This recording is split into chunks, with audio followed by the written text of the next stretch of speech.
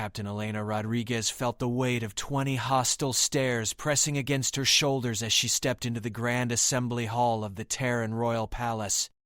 The emergency session had been called without warning, and the tension crackling through the ornate chamber told her everything she needed to know about why she stood here alone, facing the most powerful beings in human space. Queen Victoria sat motionless on the crystalline throne, her expression unreadable beneath the ceremonial crown that had governed humanity's expansion across 17 star systems. To her right, Admiral Hayes gripped his ceremonial sword with white knuckles. To her left, Chancellor Brooks shuffled through digital reports with barely contained fury.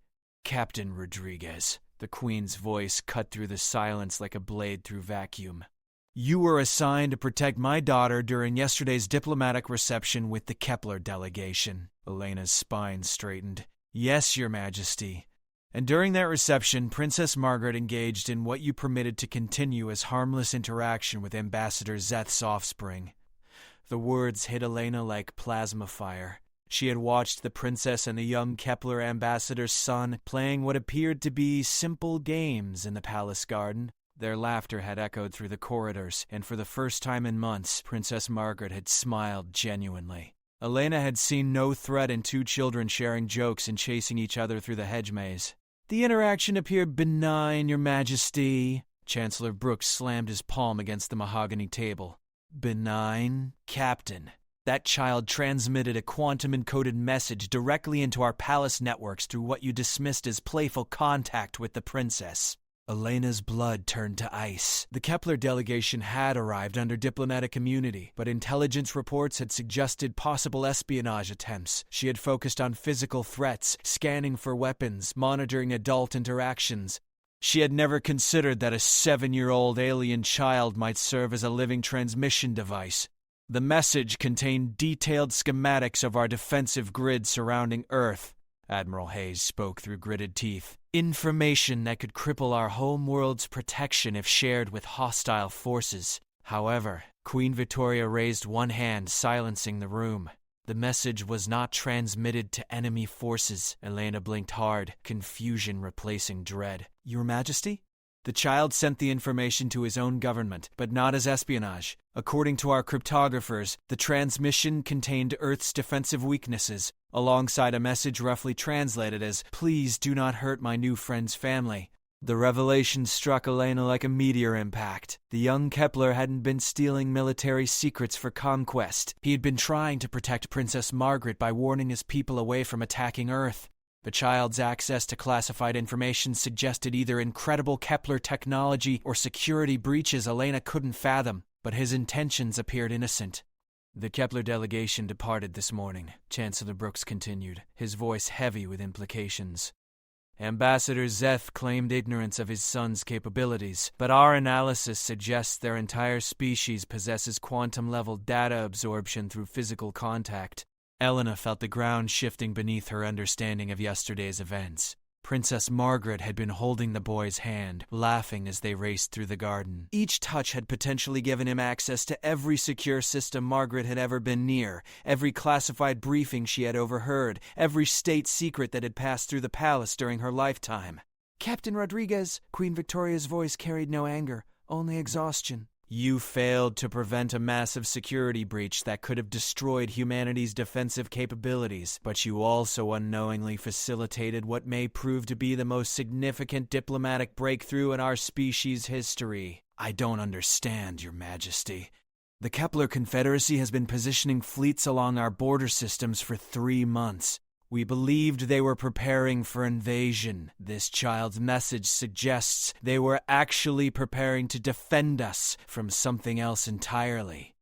Admiral Hayes activated a holographic display showing star charts filled with red warning markers. The boy's transmission included tactical data about an approaching force called the Devourers.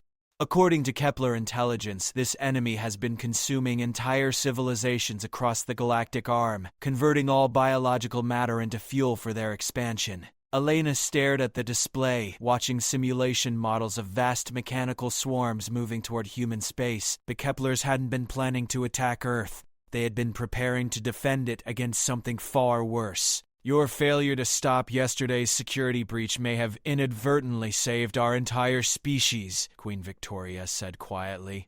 But it also revealed that our most sensitive locations remain vulnerable to threats we never imagined possible. The weight of responsibility crushed down on Elena's shoulders as she realized her simple mistake had triggered a cascade of revelations that would reshape humanity's place in the galaxy. Princess Margaret burst through the chamber doors without ceremony, her 7-year-old face streaked with tears and her royal dress wrinkled from running through palace corridors. Elena's hand moved instinctively toward her weapon before remembering the child posed no physical threat, though her presence here violated every protocol governing royal security during classified briefings. "Mama, why did Zeth have to leave so quickly?" the princess demanded, her small voice echoing through the vast hall. "We were going to finish building the Star Fort tomorrow." Queen Victoria's composure cracked for just a moment, revealing the tired mother beneath the crown. "Margaret, you should not be here during official business. But Captain Elena looks sad, and I heard the grown-ups talking about bad things happening because Zeth and I were friends." The child's eyes filled with fresh tears. "Did I do something wrong by playing with him?" Elena felt her heart twist as she watched the princess blame herself for events beyond any child's understanding. The innocence in Margaret's voice contrasted sharply with the galactic implications of her unknowing actions. Chancellor Brooks stepped forward, his bureaucratic mask slipping. "Princess, your friend possessed abilities that allowed him to access information through simple contact. When you held hands or played together, he inadvertently gathered sensitive data." "You mean like how I can tell when Nanny Claire is hiding cookies by touching her apron pocket?" Margaret asked with devastating simplicity. "Something like that, but much more complex," Admiral Hayes replied, kneeling to the child's level. "Zeth didn't mean to take anything. His people's minds work differently than ours." Princess Margaret wiped her nose with the back of her hand, a gesture both endearingly human and painfully vulnerable. "Is he in trouble? Did his daddy get angry about the secret game we played?" Elena watched Queen Victoria's face cycle through emotions too complex for royal protocol to contain. The monarch faced an impossible choice between protecting her daughter's innocence and preparing her for a universe more dangerous than any 7-year-old should have to comprehend. "Zeth is not in trouble," the Queen said carefully. "But his family had to return home because of important responsibilities to their people. Will I ever see him again?" The question hung in the air like suspended judgment. Elena realized that Margaret's simple friendship had become a diplomatic flashpoint with implications stretching across light years. If the Keplers truly intended to help defend humanity against the approaching Devourer threat, maintaining positive relations would be crucial. But if their child ambassador's data gathering proved more sinister than it appeared, contact could be catastrophic. "That depends on many factors beyond our control," Queen Victoria answered truthfully. Princess Margaret turned to Elena with eyes full of trust and confusion. "Captain Elena, you were supposed to keep me safe yesterday. Did you let something bad happen?" The directness of the question cut deeper than any formal reprimand could have managed. Elena had indeed failed in her primary duty, but the consequences defied easy categorization as success or failure. "I made mistakes in judgment that led to unexpected events," Elena replied honestly. "Some of those events may help keep you safe in the future, while others created new dangers I should have anticipated. That sounds very confusing for a grown-up job." "It is, Princess." Margaret considered this with the seriousness only children could bring to complex problems. "Zeth told me his people can feel thoughts when they touch someone, but he promised not to peek at my secret thoughts about surprise parties and hidden presents. Was he lying?" Elena exchanged glances with the Queen, both recognizing that a child's innocent question had cut straight to the heart of their intelligence dilemma. If young Zeth could selectively control his telepathic abilities, his data gathering had been intentional rather than accidental. If he couldn't control them, his species represented a constant security threat to any human they encountered. "We believe Zeth was trying to be honest with you," Queen Victoria said carefully, "but his people's natural abilities may be stronger than he realized. So he might have seen my thoughts about wanting a puppy for my birthday, even though he promised not to. Yes, Margaret, that's possible." Princess Margaret's face scrunched in concentration as she processed this revelation. Then maybe he also saw my thoughts about being scared when the lights went dark during the storm last week, and that's why he told his daddy about wanting to protect our family. Elena felt the breath leave her lungs as the child's insight struck home. If Margaret's reasoning was correct, young Zeth hadn't been conducting espionage at all. He had been responding to a friend's fears with the instinctive protectiveness of childhood bonds that transcended species boundaries. The implications reframed everything Elena thought she understood about yesterday's security breach. The silence stretched until Princess Margaret spoke again, her voice small but determined. I think Zeth was trying to be a good friend, even if he accidentally broke rules he didn't know about. Elena watched Queen Victoria close her eyes briefly, and she knew the monarch was weighing the fate of civilizations against the judgment of a 7-year-old child who might understand friendship better than any adult understood politics. Admiral Hayes activated his communication device with obvious reluctance. Your Majesty, the Kepler delegation's ship remains within our sensor range. If we're going to attempt further contact before they reach the hyperspace junction, we need to decide immediately. Queen Victoria stood slowly, the weight of the crown seeming heavier than before. Captain Rodriguez, you will accompany Princess Margaret to the communications center. If we're entrusting the future of human-Kepler relations to a child's friendship, I want the person responsible for that friendship's security to witness whatever comes next. Elena felt responsibility settling around her like armor as she realized her role had evolved far beyond simple protection duty. She was now guardian to a diplomatic relationship that might determine whether humanity faced the approaching devourer threat alone or with powerful allies. Princess Margaret, the Queen continued, would you like to send a message to Zeth before his family travels too far to receive it? The child's face brightened with hope that seemed almost painful in its intensity. Yes, Mama. I want to tell him that I understand why he tried to help, and that I hope we can still be friends even if the grown-ups are worried about complicated things. Elena followed the royal family toward the communications center, knowing that the next few minutes would reshape her understanding of duty, friendship, and the delicate balance between security and trust that governed relations between species who touched the stars. The communications center hummed with energy as technicians worked frantically to establish connection with the departing Kepler vessel. Banks of monitors displayed real-time tracking data, showing Ambassador Zeth's ship approaching the edge of human space where quantum communications would become impossible. Princess Margaret stood before the primary transmission array, her small hands clasped behind her back in unconscious mimicry of her mother's royal bearing.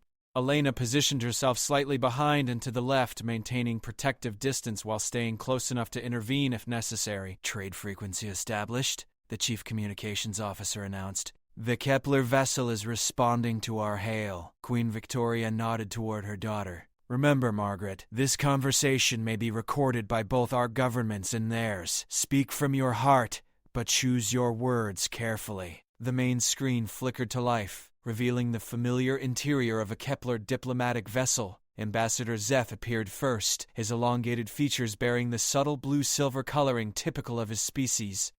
Behind him, Elena could see the smaller figure of young Zeth, the boy's large dark eyes wide with obvious excitement at the unexpected contact. Your Majesty, Ambassador Zeth spoke in carefully modulated English. We are honored by this communication. I must express formal regret regarding the unintentional security breach caused by my son's interaction with Princess Margaret. Ambassador, Queen Victoria replied with diplomatic precision. We are beginning to understand that yesterday's events may have deeper implications than initially apparent. My daughter requested this opportunity to speak directly with your son. Princess Margaret stepped forward, suddenly looking very small against the massive communication equipment surrounding her. Hi, Zeth. Are you okay? The grown-up seemed really worried after you left.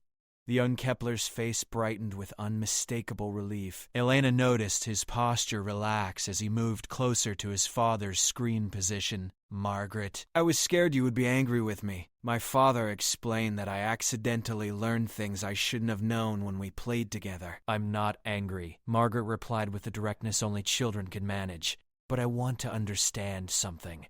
When we held hands during the garden game, could you really feel my thoughts? Elena watched Ambassador Zeth's expression tighten slightly, recognizing the delicate territory this conversation was entering. The technical capabilities of Kepler telepathic abilities remained classified information that could affect diplomatic relations across the galaxy. Young Zeth glanced at his father, who gave a subtle nod of permission. Yes, but not like listening to words, more like feeling colors and emotions. When you were happy, I felt warm yellow feelings. When you got scared about the dark storm clouds, I felt cold blue worry.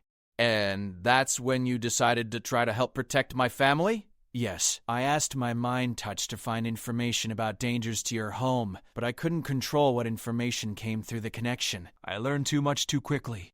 Elena felt pieces of the puzzle clicking into place. The security breach hadn't been calculated espionage or even accidental data theft. It had been a child's impulsive response to a friend's fears, amplified by abilities he couldn't fully control. Princess Margaret reached out instinctively, as if to take Zeth's hand through the screen. I understand now. You were trying to be brave and help me, like how I would want to help you if you were scared. Exactly like that, Zeth replied, his voice carrying relief that transcended species barriers. Queen Victoria stepped into the screen's range, her presence adding formal weight to the conversation. Ambassador, your son's inadvertent intelligence gathering revealed information about approaching threats that our own sensors had not yet detected. We are beginning to understand that Kepler fleet movements along our borders may not represent hostile intentions. Ambassador Zeth's expression grew grave. Your Majesty, our intelligence networks have been tracking the Devourer advance for several months.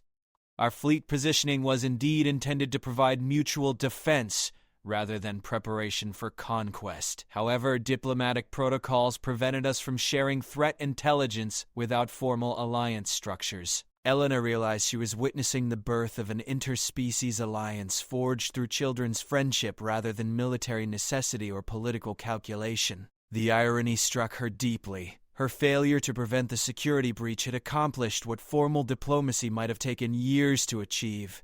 Perhaps it would be beneficial for our governments to discuss these mutual defense arrangements more explicitly, Queen Victoria suggested with careful diplomacy. I believe such discussions would serve both our people's interests, Ambassador Zeth agreed. However, there remains the sensitive matter of my son's uncontrolled access to classified information. Our medical specialists are concerned that proximity to humans may trigger involuntary data absorption that could compromise future relationships. Princess Margaret's face fell as she grasped the implication. Elena felt her own heart sink as she realized the friendship that had created this diplomatic breakthrough might be permanently severed by the variabilities that made it possible. Is there no way to control the mind-touch effect? Margaret asked with heartbreaking hope. Young Zeth looked towards someone off-screen before responding. Our healers think they can teach me focusing techniques to choose what information I absorb, but it would take many practice sessions to learn proper control. Elena suddenly understood the opportunity presenting itself. If young Zeth could learn to control his telepathic abilities, he could serve as a unique diplomatic bridge between species. But the training process would require ongoing contact between the children, which meant Elena would need to develop entirely new security protocols for protecting classified information during interspecies diplomatic education. The responsibility was staggering, but the potential benefits stretched far beyond simple friendship. Queen Victoria seemed to reach the same conclusion. Ambassador, would your government consider establishing a formal cultural exchange program that would allow your son to receive this specialized training while maintaining appropriate contact with Princess Margaret? Such a program would require extensive security arrangements to prevent further inadvertent intelligence breaches. Ambassador Zeth replied carefully. Elena stepped forward, knowing her moment had arrived. Your Majesty, I request permission to develop and implement advanced security protocols specifically designed for telepathic contact scenarios. With proper safeguards, controlled interaction could serve both security and diplomatic interests. Captain Rodriguez, Queen Victoria turned to face her directly. You understand that failure in this responsibility would carry consequences extending far beyond personal career implications. Yes, Your Majesty. I also understand that success could provide humanity with unprecedented diplomatic advantages and potentially save countless lives when the Devourer threat arrives. Princess Margaret looked between the adults with growing excitement as she realized what was being proposed. Does this mean Zeth can come back for visits while he learns to control his mind-touch abilities? Elena met the child's hopeful gaze and felt the weight of cosmic responsibility settling into her bones. If I can design security protocols that satisfy both governments, yes, Princess. That's exactly what it means.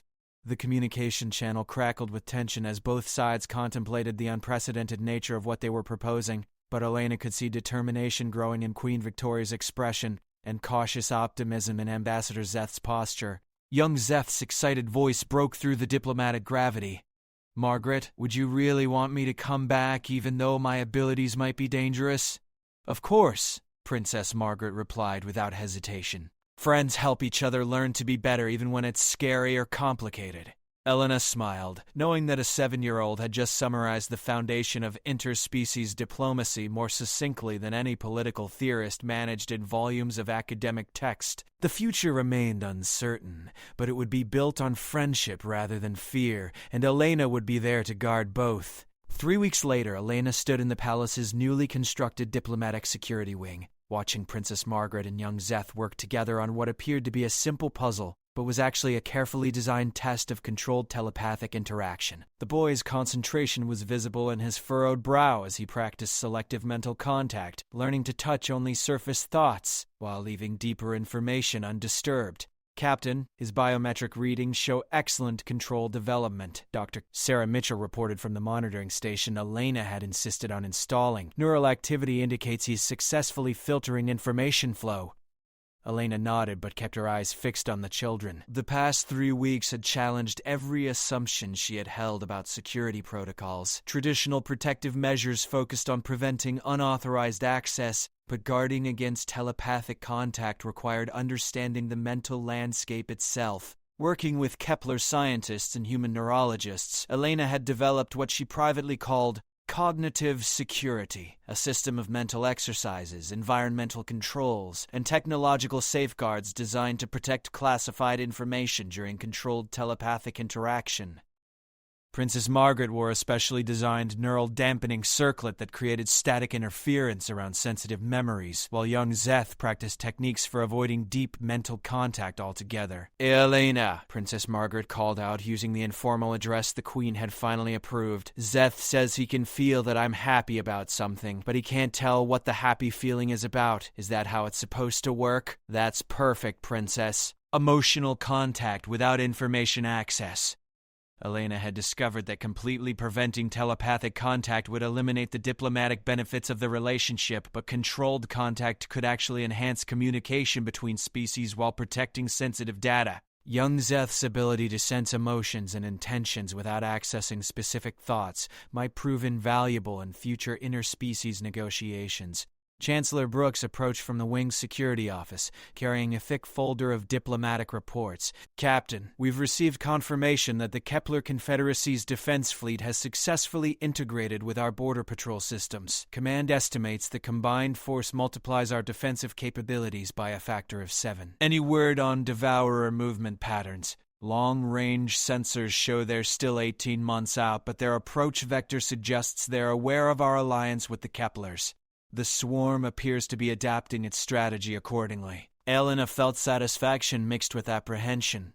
The diplomatic success had indeed resulted in crucial military advantages, but it had also painted humanity as a more significant target. The Devourers now faced combined human-Kepler forces rather than isolated human colonies, which likely meant their eventual assault would be more concentrated and violent. "Captain Elena!" young Zeth said, looking up from the puzzle with obvious excitement. "I've been practicing the focusing exercises you taught me, and I think I can do something new. Show me, but remember the safety protocols." Elena moved closer, aware that every interaction remained a potential security risk despite weeks of successful training. Zeth's abilities continued to develop as he matured, meaning constant vigilance and protocol updates were essential. The boy reached out slowly and placed his palm against Elena's arm through the protective fabric barrier they had developed. Elena felt a strange tingling sensation, followed by what could only be described as emotional warmth flooding her mind. "I can share feelings now, not just receive them," Zeth explained proudly. "I'm sending you my happiness about learning control instead of just feeling your emotions." Elena experienced the unusual sensation of genuine joy that wasn't entirely her own flowing through her thoughts. It was unlike anything in her military training, but she recognized its potential value. If Zeth could broadcast emotions as well as receive them, he might be able to communicate complex diplomatic intentions across species barriers more effectively than any translation technology. "That's remarkable progress," she said, genuinely impressed. "Have you discussed this development with your father?" "Yes, and he wants to arrange a demonstration for the Diplomatic Council next week. They think emotional broadcasting might help prevent misunderstandings between species that don't share common communication methods." Princess Margaret clapped her hands together with delight. "Zeph, could you teach me to do that? I want to be able to share happy feelings too." "Humans don't naturally possess telepathic abilities," Elena explained gently. "But you're learning to communicate with Zeth in ways that don't require special powers." Over the past 3 weeks, Elena had watched the children develop their own unique form of interspecies communication that combined human verbal expression with Kepler empathic contact. Princess Margaret had learned to focus her thoughts and emotions clearly, making them easier for Zeth to interpret, while he had developed better control over his reception abilities. Queen Victoria entered the security wing precisely on schedule, her daily visits serving both maternal and diplomatic purposes. Elena snapped to attention, but the Queen gestured for her to remain at ease. "How are our young ambassadors progressing today?" the monarch asked, genuine warmth replacing her usual formal tone. "Zeth has achieved a new milestone in bidirectional emotional broadcasting," Elena reported. "The development could have significant applications for future diplomatic communications." "Excellent. Captain, I need to discuss tomorrow's arrangements with you privately." Elena followed the Queen to the secure conference room adjacent to the training area. Through the reinforced windows, she could see the children returning to their puzzle work under Dr. Mitchell's supervision. "The Terran Defense Council has formally requested that our cultural exchange program be expanded," Queen Victoria began without preamble. "They want to establish similar training relationships with other Kepler children who possess strong telepathic abilities." Elena felt her stomach tighten. "Your Majesty, the security challenges of multiplying telepathic contacts exponentially would require resources and protocols we haven't even begun to develop. I share your concerns, but the strategic advantages are undeniable. A network of trained telepathic communicators could provide unprecedented intelligence gathering and diplomatic coordination across species boundaries. It could also create security vulnerabilities on a scale that might compromise our entire civilization's classified infrastructure." Queen Victoria studied Elena's expression carefully. "That's why I'm offering you promotion to Director of Interspecies Security, with full authority to expand your protocols and personnel as necessary to meet these challenges." Elena felt the weight of galactic responsibility pressing down on her shoulders again. The simple assignment to protect one child during a diplomatic reception had evolved into overseeing humanity's most sensitive cross-species relationships. "Your Majesty, I accept the position, but I have conditions." "Name them." "First, any expansion must proceed gradually, allowing us to refine security measures with each new individual case. Second, I want full authority to terminate any training relationship that presents unacceptable risks, regardless of diplomatic pressure. Third, Princess Margaret's safety and well-being remain my primary responsibility, superseding all other considerations." "Agreed on all points. Your first priority will be developing selection criteria for additional human children who might participate in expanded cultural exchange programs." Ayla blinked hard, realizing the full scope of what was being proposed. "You want to train human children to interact with multiple telepathic species? The Kepler Confederacy has introduced us to their alliance network, which includes 7 other species with various forms of mental contact abilities. If humanity is going to survive in this galaxy long term, we need citizens who can navigate telepathic communication as naturally as they speak different languages." Elena looked through the window at Princess Margaret and Zeph, watching them communicate through a combination of words, gestures, and focused mental contact that seemed effortless in its complexity. The children had adapted to interspecies friendship with the flexibility only young minds possessed. We're talking about fundamentally changing how human children develop, exposing them to mental abilities that could reshape their psychological development in ways we can't predict. "Yes, Captain, that's exactly what we're talking about." Elena realized she was witnessing the birth of a new era in human evolution, one that would be guided by security protocols she had yet to imagine and protected by measures she would have to invent. The responsibility was terrifying and exhilarating in equal measure. When do we begin? Tomorrow. The first candidate children arrive from Earth's orbital academies at 0800 hours. Elena nodded, already mentally drafting the expanded security requirements that would govern humanity's next evolutionary step. Through the window, she watched Princess Margaret and Zeth successfully complete their puzzle, their combined excitement radiating through the reinforced walls. The future would be more complex than anyone had anticipated, but it would be built on the foundation of friendship they had helped protect. Elena smiled, knowing that her greatest failures had led to her most important successes, and that tomorrow would bring challenges that would test everything she had learned about the delicate balance between security and trust. The galaxy was changing, and humanity was changing with it, one friendship at a time.